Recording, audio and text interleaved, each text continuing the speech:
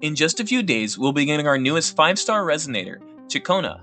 And while her kit seems to be tailor-made to support arrow and arrow erosion, we're going to be going over how she'll work with current teams based on some very early calculations, as well as her kit, rotation, echo set options, weapon options, team options, and at the end, my overall opinion.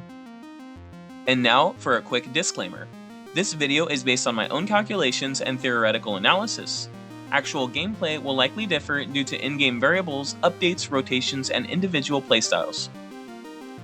The Echo substats contain max rolls in both attack percent and damage bonus in the character's preferred stat to avoid uneven stat saturation. Ciaccona's kit is relatively straightforward, and has a large focus on her ability to inflict and buff arrow erosion and arrow damage. Now before we get into her kit, we'll first go over how arrow erosion works. Arrow erosion is a negative status that currently only her and Arrow Rover can inflict on enemies. It does damage over time, once about every 3 seconds, and unlike Spectral Frazzle, the stacks don't fall off one at a time, but they fall off all at once after ticking for a total of 5 times when you don't reapply it. The scaling for arrow erosion is different as well, but ends up being pretty linear, with each stack giving a decent damage increase. It can stack up for a total of 3 times, or 6 with Arrow Rover's outro, and its damage does not scale with the usual crit rate and crit damage. It instead deals damage primarily based on the Resonator's level and the enemy's arrow resistance. Regular arrow damage amplification has no effect on this either, meaning the 100% arrow erosion in her kit is the only way to currently amplify this effect at the moment. And now we'll start with Ciaccona's intro. Ciaccona's intro inflicts 1 stack of arrow erosion, gives her 1 out of 3 stacks of her forte energy, and allows her to skip to her basic attack stage 3. This is good because her 4th basic attack not only inflicts another stack of arrow erosion, but also adds another stack of her forte energy. As for Ciaccona's basic attacks, they're pretty standard, with the exception that the basic 4 does inflict a stack of arrow erosion and forte energy as I previously stated, but it also puts her in solo concert.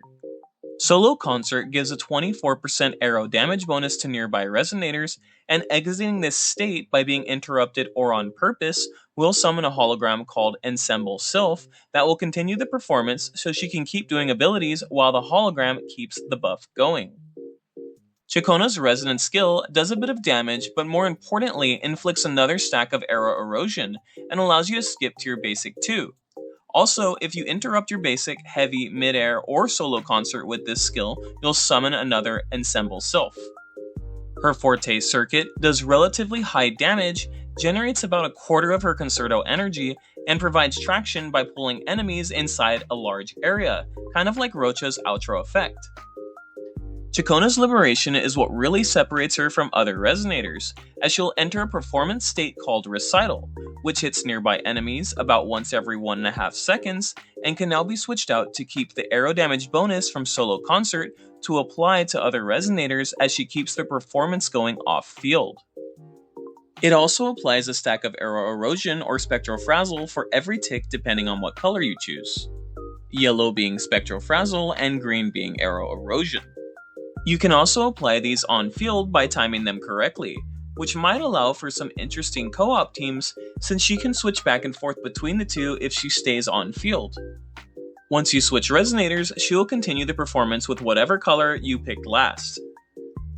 As for her outro, it's going to be very similar to Phoebe's outro, but for Arrow Erosion, offering a massive 100% Arrow Erosion amplification for 30 seconds. And now, we can quickly go over her rotation. Of course, there will likely be some variations to her rotation, but the one I'm planning on using is the following. You're going to want to start out with an intro attack, followed by a basic 3 and 4 that will generate 2 Forte energy, 1 from your intro and 1 from your basic 4. After this, you can use your Resonant skill, which will allow you to skip to your basic 2, followed by your basics 3 and 4 to generate that last stack of Forte energy. After that, you can do a heavy attack to cast your Forte, followed by your Liberation, and then Outro. As for Ciaccona's echoes, she really has 2 main echo set options to consider, Moonlit Clouds and Gusts of Welkin. There is an argument for Sierra Gale as well, but since her primary role is a support and buffer, she'll provide more out of being able to help out the rest of the team. For this test, we'll be comparing Moonlit Clouds Ciaccona to Gusts of Welkin Ciaccona. And as you can see, the results are actually very close and within the margin of error. This means that you can run either set and have relatively similar performance, with Gusts of Welkin giving Ciaccona a better performance and Moonlit Clouds giving your main DPS a larger boost in damage. There are a couple of things to note with this comparison, however. Gusts of Welkin essentially has 100% uptime due to the fact that its buffs are activated by inflicting arrow erosion, which she will do off-field with her liberation. This allows your healer, in this case Arrow Rover, to take advantage of it, or a DPS unit with longer field time. On top of that, Kuro still hasn't shown who the second character will be for this part of the Reminiscence Floridus buff, which in my opinion could very well be Ciaccona, since it does look like they're going to make a new set for Cardathea, and since the set is supportive, it would make sense.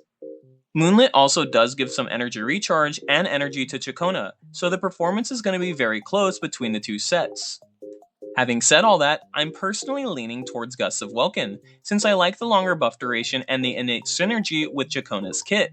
And since we're not sure how Cardathea is going to scale as of the time I've made this video, I'm not sure how much she'll be able to take advantage of the attack buff that Moonlit provides. Also, if Cardathea prefers a longer field time, I believe she'll enjoy the 100% uptime with Ciaccona's Gusts of Welkin set. Oh, and one more thing I almost forgot to mention, if Ciaccona is able to utilize that extra 10% arrow damage at least for a Aegean team, it will perform slightly better than Moonlit even on the first rotation. Of course, this is highly speculative, but it's something good to keep in mind. As for her 3 costs, running double arrow will be slightly stronger than attack percent, but not much, so running an attack percent 3 cost can actually perform about as well if you already have a good one.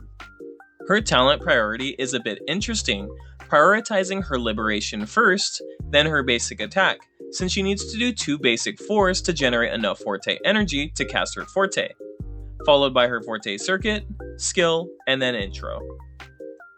As far as weapon options go, Ciaccona actually does have quite a few useful free-to-play options if you're not planning on picking up her signature.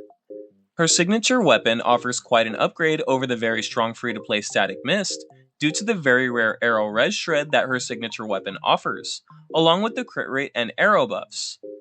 This ends up providing about a 10% team damage increase and a personal 25% damage increase. As for R5 Static Mist, which some of you might have by now, it's roughly 8% worse in terms of team-wide damage due to the extra attack buff for the next Resonator. This ends up closing the gap just a bit. Romance and Farewell actually ends up being a pretty decent 4-star option, as it does provide quite a bit of attack for Ciaccona to utilize, but does lack supportive buffs. This ends up being about 16% lower damage in team-wide performance, or 44% lower in personal damage. Cadenza does provide Concerto and Energy Recharge, but lacks damage stats. It can be a decent option if you don't have Static Mist or a decent alternative. As for her team options, she's still going to be lacking her ideal team without an Arrow Erosion DPS to take advantage of her massive outro, but in the meantime there are still a few options. As I've shown before, you can run an Arrow Rover or Shorekeeper team with her, and an Arrow DPS like Gian or Alto. Alto can provide Arrow Rover on the second rotation with a nice 23% arrow damage amplify, making this team have very high utility, with Alto's taunt and Arrow Rover's healing, and will actually be a pretty decent team versus holograms. You could also run a Spectral Rover, Ciaccona, and Zanny team if you did not pull Phoebe, although it's still no replacement for Phoebe's buffs. As for my overall opinion, I can't help but think of Green Phoebe when talking about Ciaccona, due to her outro being so similar, but as a character she functions very differently. While Zanny really enjoys Phoebe due to a lack of Spectral Frazzle or Spectral Damage Amplification characters, we do have a few options for Arrow Damage Amplification like Arrow Rover and Alto, who will likely be a decent option for that future character that will take advantage of Arrow Erosion Amplification, as long as they are split scaling like Zanny is. I still believe that, like Phoebe, Ciaccona will likely make a pretty big impact on her signature team since her buffs are so niche, so if you're planning on pulling her for that said future character, she will likely be the best pick for that team, by a pretty decent margin. If you liked the video, please leave a like and subscribe, as I will be doing a pre-release video for Cardathea and Lupa next. And thank you for watching.